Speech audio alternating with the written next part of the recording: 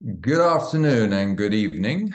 Welcome to this MediSense webinar on nociception monitoring. I am Dr. Frank Overdyk, an anesthesiologist in South Carolina and consultant medical director to MediSense. We have two distinguished faculty with us today who are two of the most knowledgeable and experienced clinicians with nociception monitoring in the world. Dr. Philippe Richebé is professor of anesthesiology from the University of Montreal and is joining us today from Bordeaux, France. Welcome, Philippe. Professor Richebé has been working with specific nociception monitor for over 15 years, and he has contributed greatly to this development. He is one of the most widely published authors in the area of nociception, and specifically with this MediSense nociception monitor.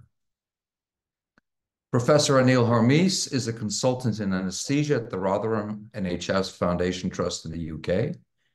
He has been using the Knoll nociception monitor for about 6 years, and his area of interest is anesthetizing the elderly for major surgery and the reduction in postoperative delirium.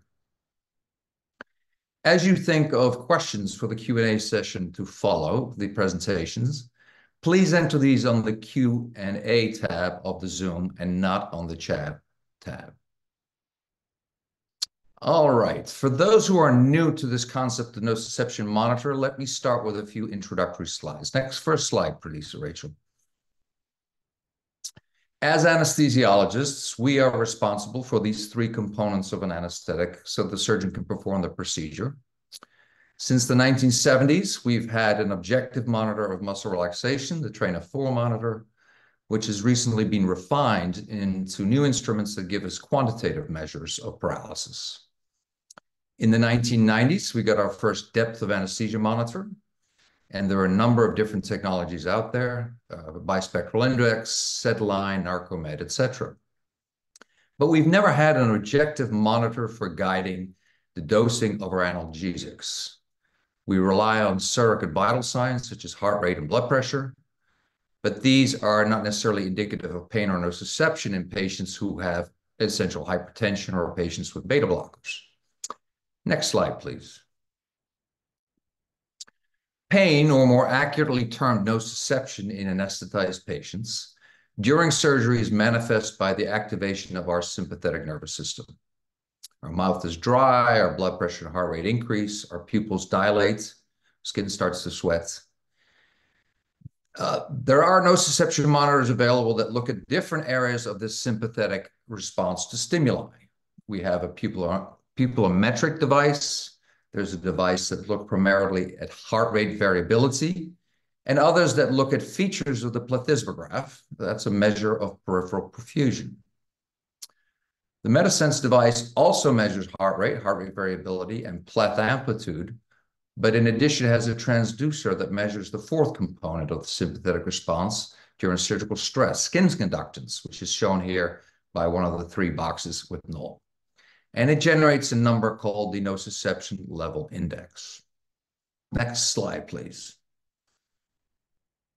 Now we see here the transducer. It's a sensor in a cradle attached to the finger. The sensor measures the plethysmograph using light, or the PPG, which we are very familiar with because it's the same signal from which we derive oxygen saturation. But this probe does not measure oxygen saturation, measures three physiologic signals shown here on the right: the pleth amplitude, a measure of peripheral vasoconstriction, measures heart rate, and the skin conductance. It also uses these input metrics, the variability and the derivatives, in a machine learning algorithm to calculate the nociception index, or the Knoll index. We're not going to talk about the algorithm here, other than to mention it's a type of AI algorithm. There, I've used the obligatory term for every pitch these days, so now I have your attention, hopefully. This transducer also measures temperature, and it has an accelerometer that tracks movements, but only to establish operational limits for the monitor, not as part of the Knoll index. And there's some resources that explain this technology and the algorithm in greater detail that have links in the chart box and will be sent to you after the presentation. Next slide, please. Here we see the null index, the red tracing on the monitor on the left. The null index scale goes from 0, no nociception, to 100, which is extreme nociception, with any value greater than 25 sustained for at least a minute, implying that the analgesia is inadequate for the stimulus, and the provider should consider giving analgesia or opioids in most cases. There's also a lower threshold of 10, which may indicate in some circumstances that the patient has excessive analgesia on board. The null index is not linear. It's not a linear scale, which means a null of 50 does not imply twice the nociception level as a null of 25. The index is simply an ordinal scale, which means the higher the number is likely a greater stimulus than a lower number. Next slide, please. Let's now start with some input from our experts. Professor Richebé, this is a very nice article that you published recently in ANA, Anesthesia and Analgesia, describing the trajectory of depth of anesthesia monitoring and nociception monitoring. Could you speak to the nociception piece specifically and tell the audience, why do we need this monitor? Thank you, Frank. I will be happy to discuss this point. I think that it is important to get back to, let's say, 20 years ago or 15 years ago when we didn't have these kind of monitors, because at that time we didn't really know how to administer the opioids or the analgesics intraoperatively very precisely. So what I like to say is we need to take into account the history of the management of intraoperative opioid administration. Like 30 years ago, people didn't dare to give too much of opioids. And then people started to say, oh, it's okay to give opioids and we need to give opioids intraoperatively to treat pain. And we started to give higher doses of opioids and we gave postoperative opioids also. And perhaps we went to a little bit too much of opioids and we needed to better administer the analgesics intraoperatively. So we went to and the reason why is because we noticed in different studies we did 20 years ago that if we gave too much of opioids intraoperatively, patients could develop postoperative hyperalgesia induced by high doses of opioids, which we didn't want to see. And if we didn't give enough opioids intraoperatively, people had pain and could sensitize their central nervous system could sensitize to the high level of pain because of the high level of pain, and they could develop these postoperative hyperalgesia, which was due to central nervous system sensitization. So the reason why we needed to better understand how to administer opioids intraoperatively is because we wanted to avoid these kind of postoperative hypersensitivity, hyperalgesia, which led to more opioid consumption after surgery. So we started to evaluate these devices in terms of nociception. And I have to say, to be honest, that I worked with many different devices, and I started to work with the null index about 15 years ago. We started to do validation studies and then clinical studies.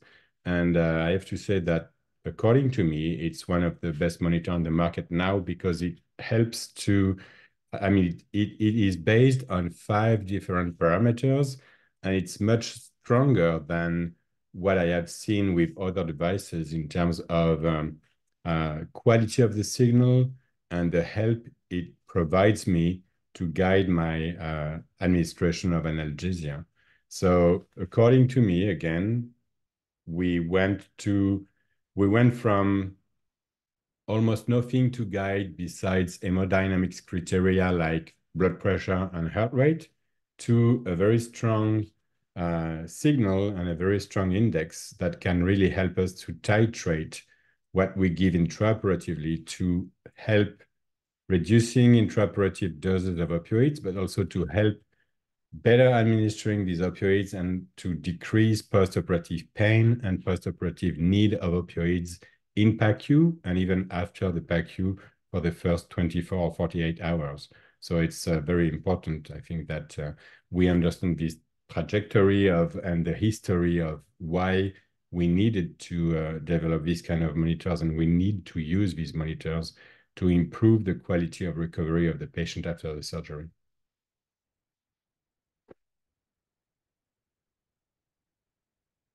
I'll unmute myself. You sound like you're qualified to be the historian on this technology. You've been working with it for a long time, and you sound very confident that this particular monitor does a lot of the things that what the initial intention was for the development of these technologies. Can you just speak for a second about the importance of the combination of monitoring nociception and depth of anesthesia together, either with a processed EEG or with a MAC value? I think it is important that we do combine the two type of monitoring, or the three types of monitoring, because you also showed the monitoring of neuromuscular blockade. But I think that combining EEG monitoring and nociception monitoring is a very important point, because if I do monitor my pain or my nociception intraoperatively very well, but if I do give too much of anesthetics, too much of sevoflurane or too much of propofol, then I will lose the impact of my nociception monitoring on postoperative recovery. And the same thing, if I do monitor my EEG, but I do not monitor my nociception, then I will tend to give too much of opioids intraoperatively. And the fact that I did evaluate or I did measure my EEG, the interest in monitoring my EEG will be lost because I didn't monitor my nociception and I gave too much of opioids. And then postoperatively, they will have nausea, they will have delirium, they will have a lot of consequences of too much of opioids. So to me, it's not one or the other. It's the two combined that will change the recovery and the speed of recovery of the patient. But I'm sure that Professor Hormis will agree on that. So you're endorsing again that triangle we started out. Really, all those different components are really important to have objective monitor. Which brings us to Professor Hormis. Curious, what interested you in this technology, and how has your interest evolved? And I think you've prepared a few slides. So if we can have Professor Hormis's first slide, please, which looks very familiar. Yeah. Thank you, Frank. Thank you, Philippe. Again, for me, it's all rooted in history, really. I think when I was training, during my residency, I was pretty much taught as an example, for laparoscopic surgery, if they were doing a diagnostic laparoscope, give the patient 5 milligrams of morphine. If they were going to do an intervention like a lap appendix or something, give the patient 10 milligrams of morphine. And it was very apparent in the PACU that some patients were in a lot of pain, some patients were not in any pain. And so I became very fascinated by this kind of idea of, is the dosing right for these patients? I was relatively late to depth of anesthesia monitoring and probably started to use it routinely in my practice in 2015. And I think then again, you could see the difference where, as Philippe has touched on, you could get the anesthesia right, the depth of hypnosis, but actually the analgesic side of things, we could get very wrong. And so when I was first introduced to this monitor, as you said, in 2017, I became very fascinated by the fact that I could use one machine to look at my depth of anesthesia, the other one to monitor the analgesic component of my anesthetic. And the reason for putting this slide with the triad up is that it's all based on that, really. And then, we've talked about it. And I think that as we evolve with our anesthesia techniques, we're realizing that a lot of patients don't need as much volatile gas or propofol if you're using intravenous anesthesia as we probably previously thought. We run into all the complications as we've been discussing with delirium and a prolonged PACU stay, etc. And the combination of post-EEG and null monitoring has really revolutionized the practice for me and my high-risk patients. The next slide, please, which we just quickly saw. I mean, this for me illustrates kind of my routine setup in theatres. We're fortunate that we have access to 3 or 4 null machines in theatres. We have the BIS machine. This particular slide shows it integrated into the monitor, but we do have the standalone boxes in every theatre. But this combination, this was a high-risk orthopedic case of an elderly patient with a humeral fracture, and just shows how we can really titrate anesthesia and analgesia to perfection in these patients and reduce their length of stay in hospital, really. So I've really found the null monitor to be essential in my practice these days. Excellent. And it sounds like we have a common theme. And to the clinicians on this call, they're going to ask the simple question, which I have asked many times. Which patient population stands to benefit most from using this monitor? Demographics, medications, etc. Which anesthetic techniques stand to benefit most from this nociception monitor? Thank you, Rachel. And what type of surgery and settings are most beneficial of this monitor? We know with depth of anesthesia monitors that when they first came into practice, and some people still don't use them, but there were really pain points, pun intended, where the monitor was really, really useful. And I remember taking care of a very old lady in the middle of the night who had a fractured hip. I could not get a regional anesthetic in, and I used the depth of anesthesia monitor for the first time, and I found it very useful. So we're going to take these separately. Philippe, start with the first one. Which patient population do you think this is most suited to? So if I have to choose one population, I think that the best population that would benefit from this type of monitoring, which is the null monitoring, is the elderly population. Because if I have to make a choice, and if I don't have enough null monitors, and if I don't have enough electrodes to put on my patients, if I have to make a choice, the elderly population will be the target population, because it is the population. And when I say elderly, it's above 75, 80 years old, and we have more and more patients like these in our ORs. And it's every day challenging to put them asleep and to do a good anesthesia. And in this specific population, even if we should say that for the entire population, but in this specific population, we need to do what we call personalized anesthesia, titrated to the need of the patient. And I think that it is very important to understand that we need to target what they need. We don't need to target what is in the anesthesia book. We need to target what they need in terms of doses based on monitors such as EEG monitors and null monitoring. So the biggest change I think we saw in our practice in my hospital in Montreal was to look at, to see at this specific population and to see at their quality of recovery in the PACU. And the first ones who noticed the change were the PACU nurses, because they came back to us and said, wow, what did you do to these elderly patients? Because this guy is 92 years old, he had a big laparotomy, and he's waking up as if he was 22 years old. So he's joking, he's smiling, he has no pain, he has no delirium, he's bright like a young guy. So it makes a big change in the quality of recovery of this population. And the second population I like to use it for, and in the US, in North America, there is a big opioid crisis, and there are a lot of people who are opioid tolerant, and these people are very difficult to manage usually in anesthesia, because we always try to guess how much opioids they will need during the surgery.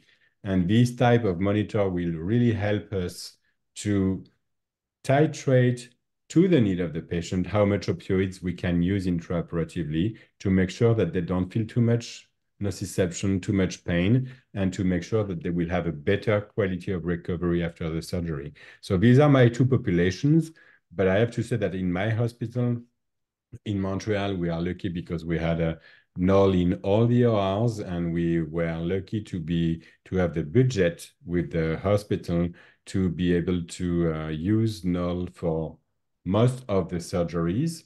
For sure, I will not place a null index in a patient who have a spinal anesthesia because there is no interest for that. But I think that the more we can use it, the better it is for the patients.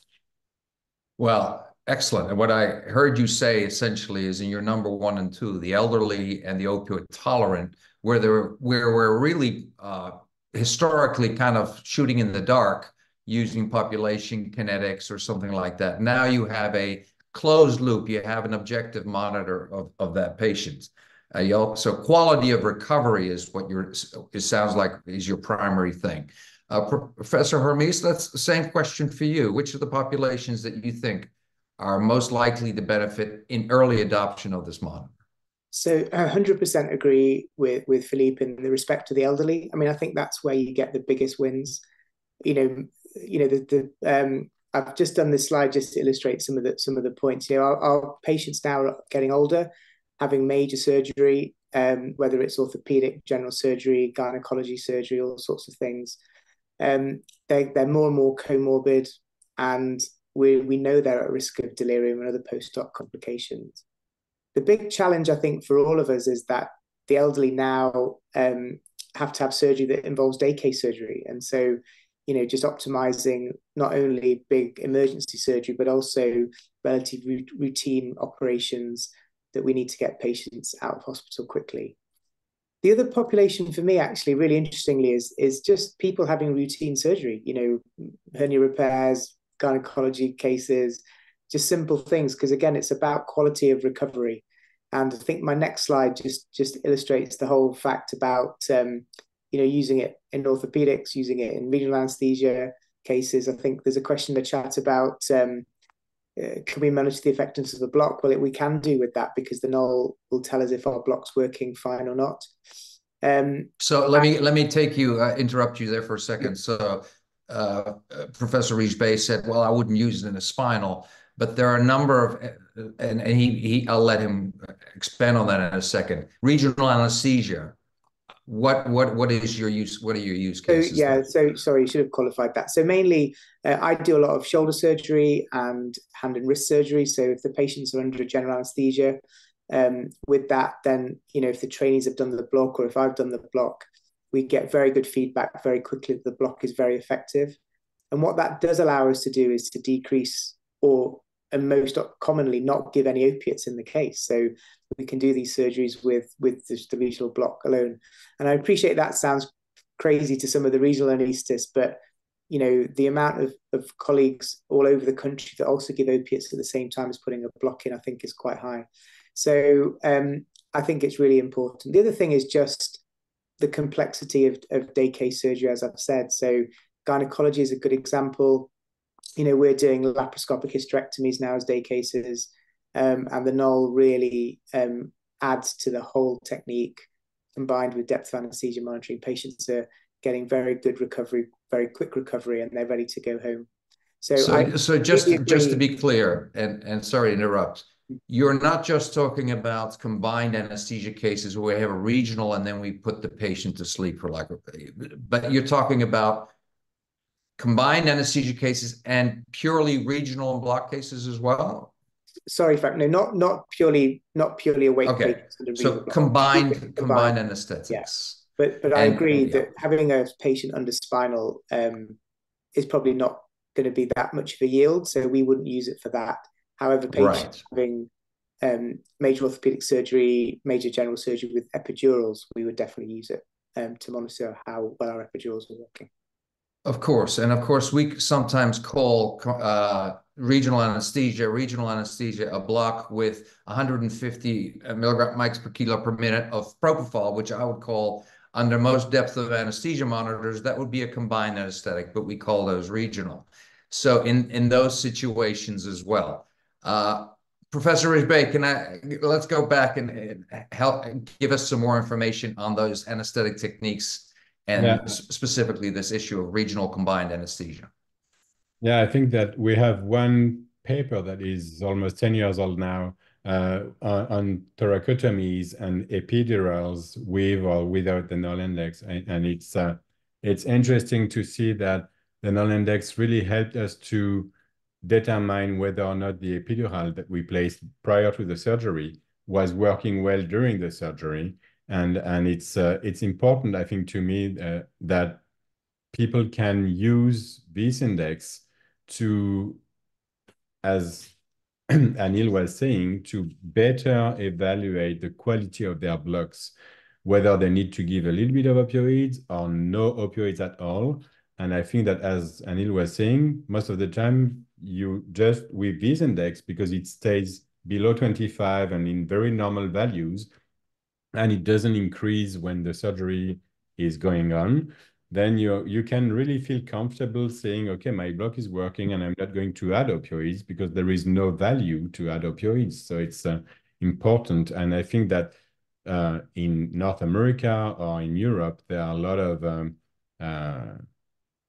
surgeries for which we do combine the blocks that we do preoperatively and then a general anesthesia. But if we can lighten the general anesthesia by decreasing to the minimum the doses of opioids and by decreasing the doses of hypnotics by using EEG monitoring combined to the null index, then we will have a speed of recovery which will be super good. And there is one of our articles looking at the speed of recovery in colorectal surgery. And when you combine the two devices versus a standard of care anesthesia, then you change the quality of recovery, the speed, the time for extubation, the speed for recovery, the PACU discharge and everything. So when Anil was talking about day case surgery, in day case surgery, we have a lot of challenges to make sure that the patient will be able to leave the hospital quickly.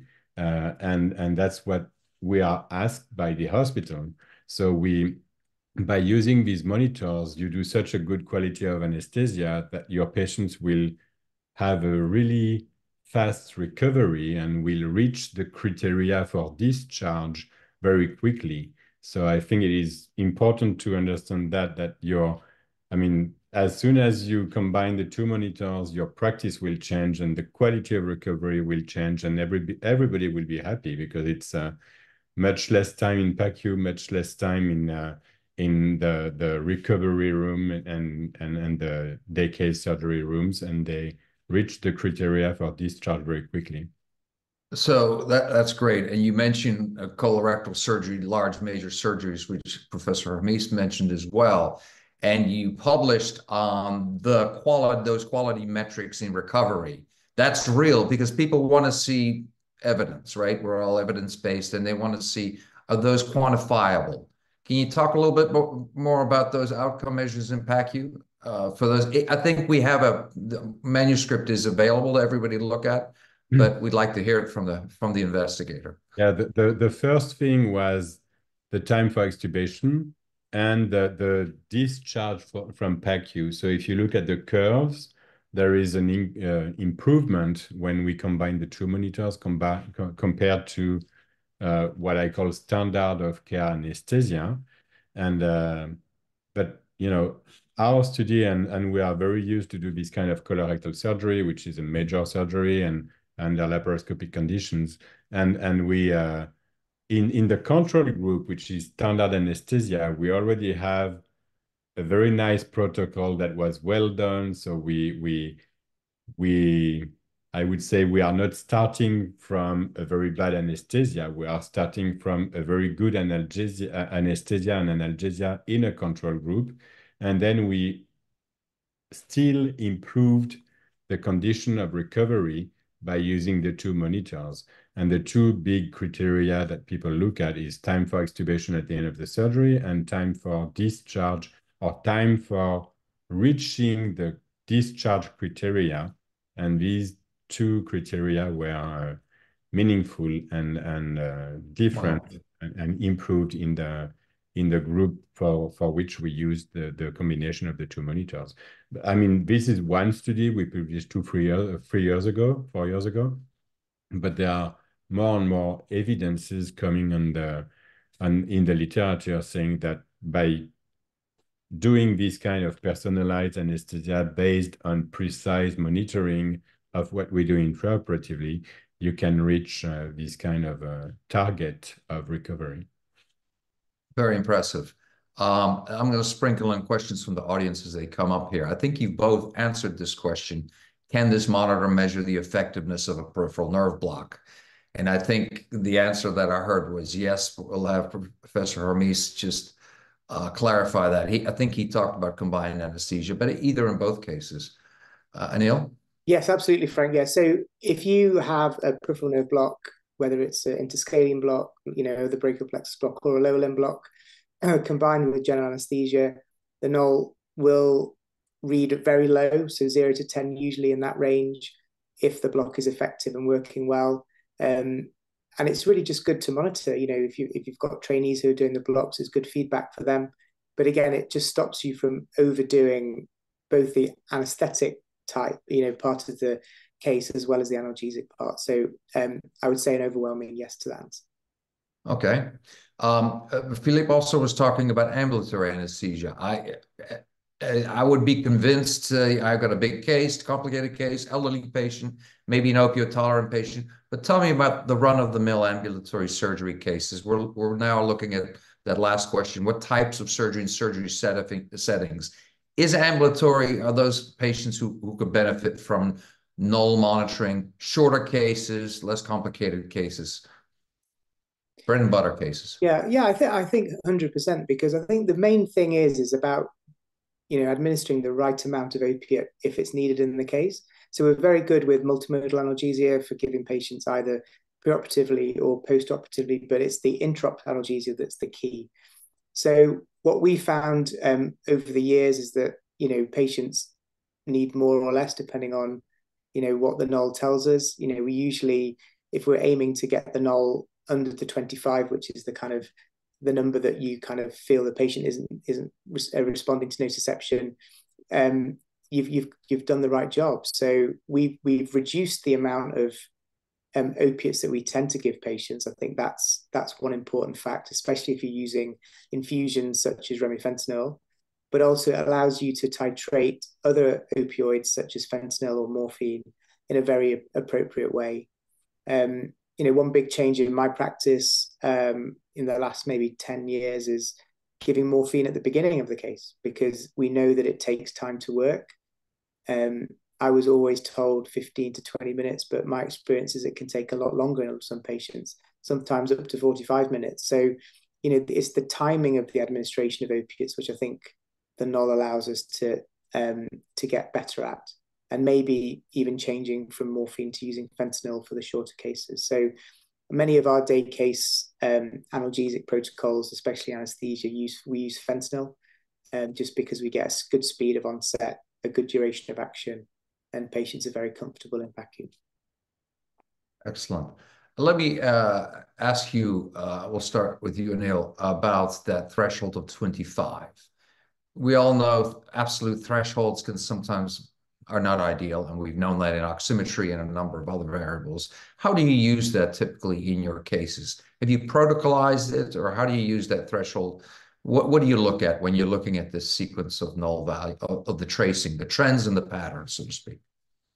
Yeah, I mean, that's a really important question. And again, experience comes with using the monitor. It's easy for Philippe and I to talk about this threshold value, but the null value does go up and down as with any kind of index value, but it's to do with trends as you've said. So we tend to leave the null, and if the trend is going up, and it's usually for 1 to 2 minutes, then we might intervene.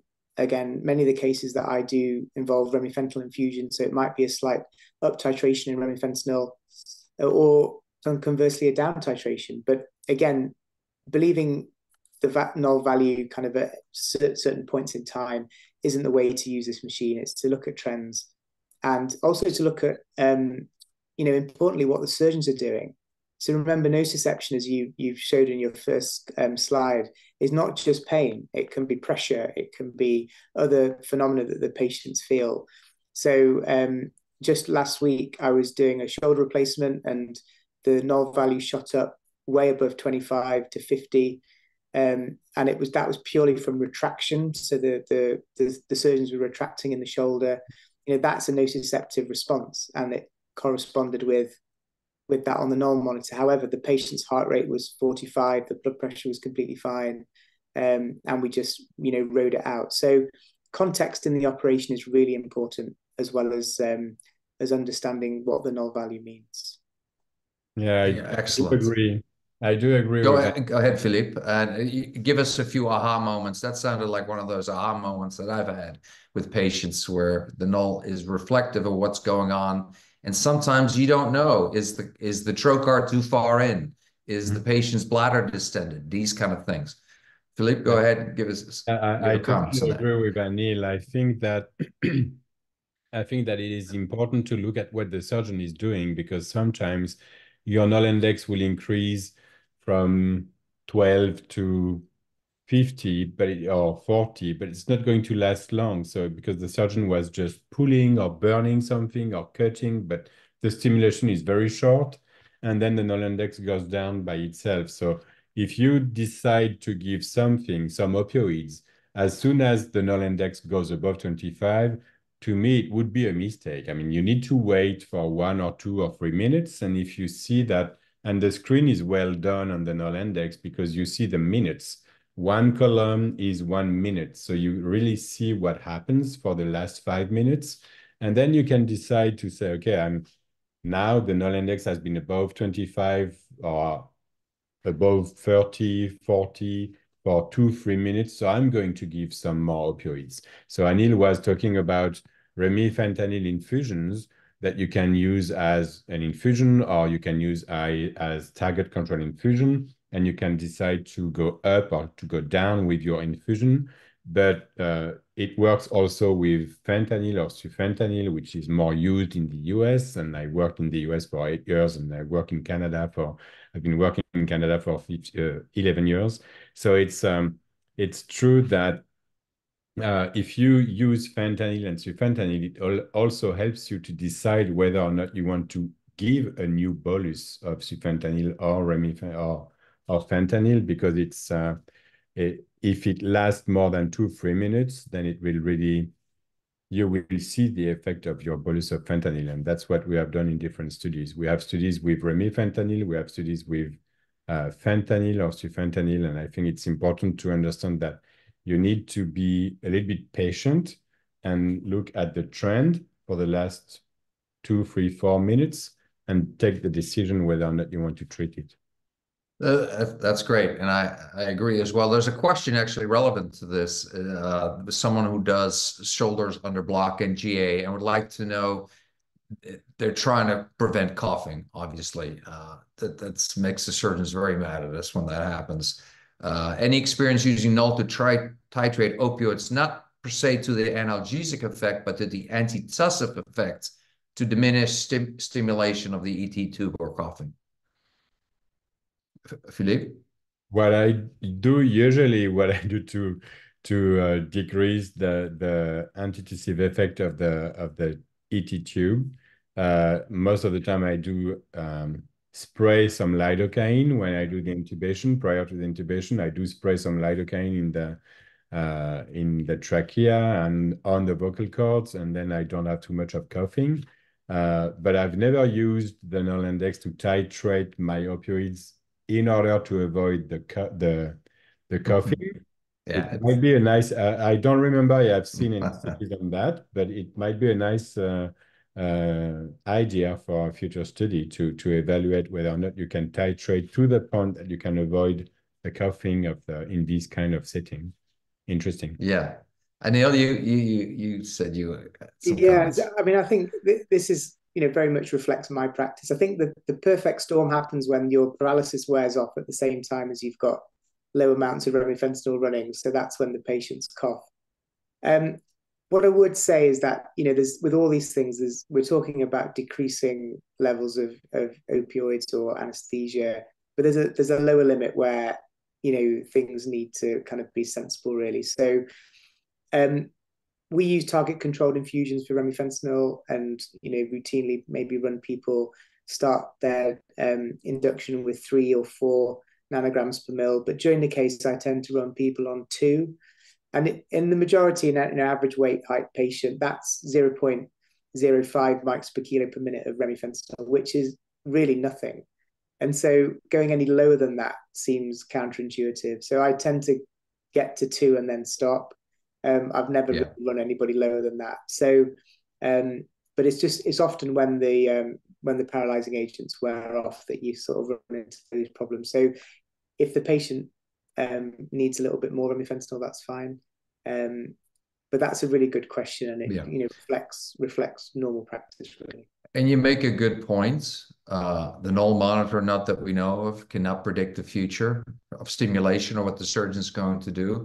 We have some studies where people titrated to null and actually turned the remifentanil off, which is, a problem clearly, because now you have a stimulus that it's not anticipatory. So you really need to continue to use your best clinical judgment to do this. And you gentlemen are very experienced in this area. Can we just forward a slide a couple? Neil, you had one that didn't. I want to make sure we touched on all the issues. Keep going forward, please. There was a slide. That one right there. This one. Neil, did we touch on the elements of this slide? Yeah, Frank. So this was just to reiterate the day case aspect of everything. These kind of four things at the top: elderly, complex, etc. And then everything now has got to be done as ambulatory or day case surgery. So we need to use all the tools we have to make sure we get these patients out of hospital. Great. Next slide, please, Rachel. So here are the value propositions for nociception monitoring, any nociception monitor of your choice. But the one that I wanted to just spend a little time on is one that Philippe already has talked about. Personalizing in medicine is really taking off. We're using genomic testing for diagnosis. We're using personalized treatments through targeted antibodies. Philippe, if you could tell us more again, so this idea that we're using personalized feedback from the null monitor to guide not just our analgesics, but the whole anesthetic. Yeah, I think when I say personalized anesthesia, it's for the drug we use to put the patient to sleep, the hypnotics, or for the opioids.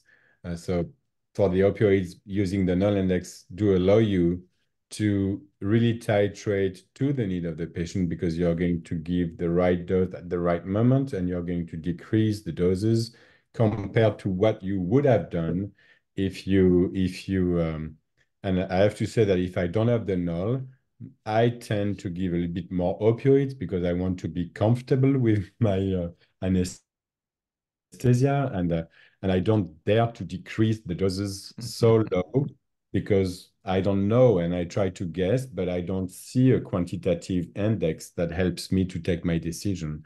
So if I don't have the index, I will not personalize to the need of the patient, but I will tend to give a little bit more opioids, and the patient pays that because after the surgery, they might have more nausea, they might have more side effects of the opioids in PACU and after the PACU. So it's in terms of speed of recovery, again, doing this kind of personalized anesthesia will help you to speed the recovery of the patient and to help the discharge of the patient if it's an ambulatory surgery. Yeah, that's certainly in everybody's interest these days, recovery outcomes.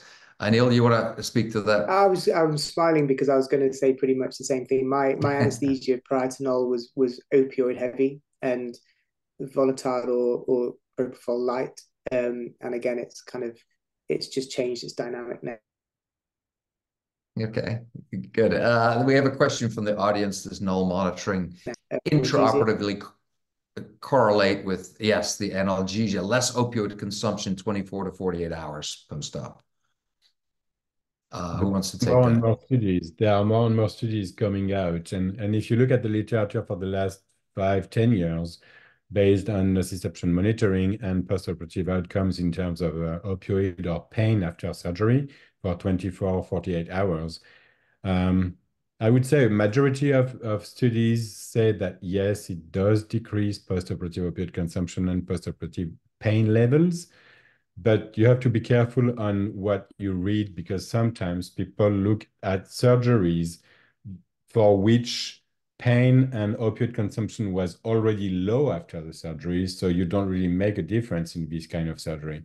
But in major surgeries, yes, it does change the postoperative outcomes in terms of opioid consumption and pain levels. Anil, what is your thought on quantitative reduction or changes in opioid dosing? Yeah, I think for sure. I think, as I touched on before, the intraoperative dosing is largely decreased, and then we find a decrease in the postoperative opioid requirements as well. And that goes back to Philippe's comment in the beginning about sensitizing of the nervous system. I think if we can get that right with opioids or other analgesic agents, alpha-2 agonists or ketamine, that kind of stuff, I think it definitely will translate to better and less opioid usage afterwards. So I'm a big believer in that. Well, I think we are lucky as the audience to have heard both you gentlemen with the amount of combined experience you have in nociception monitoring, how incredibly convincing it can be. We're going to go to some other questions that have been asked, and we'll have to get you those. But I want to thank you both for your interest in this technology for improving patient safety and patient outcomes, and really grateful that you will be able to join us for this. Rachel, please advance the slide to, I think we were on the Q&A slide. Actually, yeah, I think we've spoken to this. My apologies, Anil. I think you want to just speak to this briefly because you made the slide. I don't want to Yeah, sure. give you the credit. These are kind of the summary of kind of my thoughts from having used Null for a number of years. I do think it gives you a fast response to a noxious stimulus way before the heart rate and blood pressure go up. They will change with time because the Null index is measuring, the same variables. I mentioned earlier about waiting for the peak effective drug. So you might give a dose of fentanyl or increase remifentanil, but you just got to hang fire until it has its time. Both Philippe and I are big users of Null with processed EEG, and we're both users of BIS. So that I think is important, but not exclusive. And then the final kind of three bits are, this is additional information. We're not saying that it's going to replace other methods, but as we all as a community gain more experience and we start to believe and trust the machines, as we certainly done, then it will really improve our practice, I'm pretty sure. And there are a couple of limitations of the device, and to mention that mainly is around if you've got a patient who's, for example, shocked or has poor peripheral perfusion. Very similarly, sometimes it's difficult to pick up the pleth trace as it would be with a SATS probe. So, again, it's picking the patients to use it, and again, we're more than happy to talk about some of the limitations as well. But the most important slide is coming up next, which is this next one, I think. No, that's not the. Yes, that is the one. There he is, smiling face. Go ahead. So this was me. That patient? This is me last September. I was having my shoulder operated on, and again, really interestingly, I had processed EEG as well as Null on. My anesthesia colleague anesthetized me. It's the first time he'd used Null actually, and what his sort of observations were is that he used about a quarter of the remifentanil that he would normally have done during my case, and he was pretty surprised. And thankfully, his block worked fine, and I woke up very comfortable. I was out of the hospital within a couple of hours. And you can see, I put this slide on just to see the trends that you can get, from the machine to show the bits where nociception is higher than 25. And again, these are often, in this particular, I was having a rotator cuff repair, and when they do some shaving at the acromion, it does give you a little bit of stimulation, but it translates to no pain at all for me straight afterwards. So, and this was a first time use for this clinician for my colleague who took care of you. Very impressive, Philippe. How would you grade this? It's pretty good from the tracings. Yeah, I think that from what Anil was saying, I think what is important is the learning curve. The learning curve is very quick. It's easy to understand. It's easy to use. It's you need less than 5 cases to understand how it works well and how to use it properly and how to guide your opioids very well intraoperatively. So everybody knew who came to my ORs and to use it, they were surprised to see the quality of the anesthesia they could provide to the patient and the the learning curve that was really easy and straightforward. So it's That's very impressive. I think we're now on the questions and answers. I got a couple more questions. Again, thank you. But this one relates to what you said, Anil, about limitations. Encephalopathic patients. This is a encephalopathic patients or sternotomies in patients who with is there these patients have shockingly low opioid needs, even though the surgeons practically chop them in half. It sounds like the surgeons at my hospital. No, I'm not kidding. But go ahead, Anil. You want to comment to that? Yeah, so sorry, Frank. I mean, my practice doesn't involve kind of these types of surgeries. However, what I would say though, I think it does show that, especially in the encephalopathic patients, it's the combination of depth of anesthesia and null, which I think will really benefit these patients. Having worked with these patients on the ICU, appreciate not in surgery, but I don't do cardiac, so afraid I can't comment on that. And for cardiac, if I can add something for the cardiac patients, I did cardiac surgery for 5 years in my life, so I know cardiac surgery pretty well. But it's in this population, EEG monitoring and oximetry, cerebral oximetry are classically used, but nociception monitors are not well validated in this population, and I'm sure that that would be a very nice place to evaluate these monitors, because I'm not sure that they would work very well during the extracorporeal circulation at that specific time. But before that and after that, they will help you to guide the opioid administration, because in cardiac surgeries, people or anesthesiologists are very used to give super high doses of opioids still in 2024. And I'm sure that they could benefit from using these monitors, the null index, to decrease the amount of opioids and to make sure that the patient is still comfortable during the anesthesia and during the surgery. Okay, we're going to come full circle to the last question. There's a question here. Can the panel speak to the value of combined processed EEG and nociception devices? Is there one machine to rule them all? And Philippe, your article probably says, what's the future? What's the vision for this? What would you comment on that? I would say the combination, yes, I would love to see a combination that would help us to do everything with one single monitor. I hope that it will come in the future. I think that the processed EEG is already good, and if you look at the BIS index or the PSI index, they have brought many features that we can use intraoperatively also to better guide the administration of the hypnotics. But there is a big room for improvement for EEG processed EEG, because we still evaluate only the forefront EEG, and there are teams, research team, and my team in Montreal works on that too, looking at much wider EEG monitoring that will help us.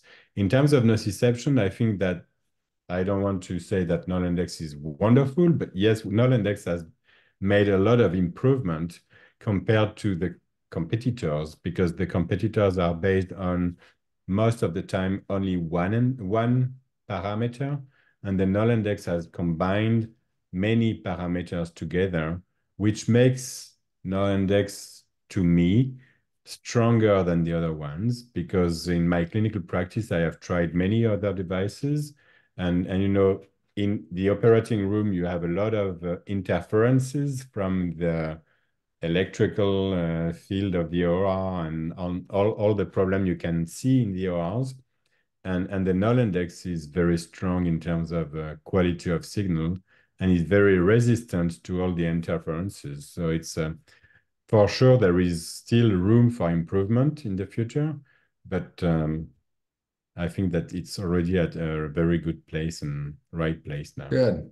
Well, Professor Philippe Richebé, Professor Anil Hormis, thank you both very much for your expertise. This has been very insightful and very valuable. We're going to finish a few minutes early, which is always good if you have to go back to the OR or to dinner or anything. So thank you both, and thank you to the audience and for your questions. And we hope to see this technology advance and help patients have better outcomes and be happier and more satisfied. Thank you all. Have a good evening and good afternoon.